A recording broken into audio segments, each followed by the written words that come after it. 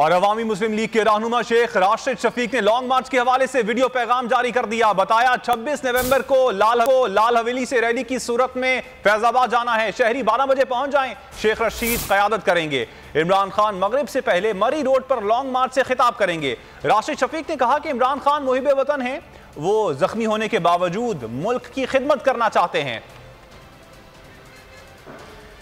12 बजे लाल हवेली से एक अजीम शान काफिला जिसकी क़यादत मैं और शेख रशीद अहमद साहब करेंगे, बरास्ता कमेटी चौक पैदल फैजाबाद की तरफ रवाना होंगे। लिहाजा मेरी आज पूरे अहले रावलपिंडी से दरख्वास्त है जो ये समझते हैं कि इमरान खान ने हमें एक हकीकी आज़ादी का नारा दिया है और रावलपिंडी आकर वो ये साबित कर रहा है कि 4 गोलियां खाने के बावजूद कि जो जख्मी हालत में भी आकर अपनी आवाम के साथ शाना बशाना खड़ा है। लिहाजा इमरान खान के इस लॉन्ग मार्च को कामयाब करने के लिए मैं तमाम अपने रावलपिंडी हल्के अन्य 60 और 62 की तमाम लोगों से दरख्वास्त करता हूं कि भरपूर तरीके से कामयाब करना है।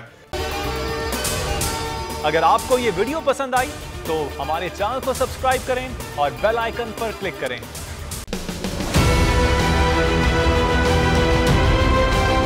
मैं आज बोल्ड टीवी वाले शोएब शेख को, उन्होंने उसकी जिंदगी को खतरा अब हो गया। पहले उसको था अरशद शरीफ को, आज शोएब शेख का मुझे पैगाम आया, उसको धमकियां दे रहे हैं कि उसको मारेंगे। इस सिर्फ के बोल्ड टीवी हमें उठा रहा है। बोल्ड ने हमेशा हक और सदाकत का साथ दिया, सच के साथ खड़ा रहा। हम हैं मिसाल अब्र, मगर इस हवा से हम डर कर सिमट ही जाएंगे, ऐसे भी हमने। बड़ी मुश्किलात, बड़े बड़े चैलेंजेस, सिर्फ बोल खड़ा रहा, बोल डटा रहा। बोल को है जरूरत अवाम के दुआओं की। इज़हार आज़ादी के लिए, पाकिस्तान के लिए, पाकिस्तानी अवाम के लिए।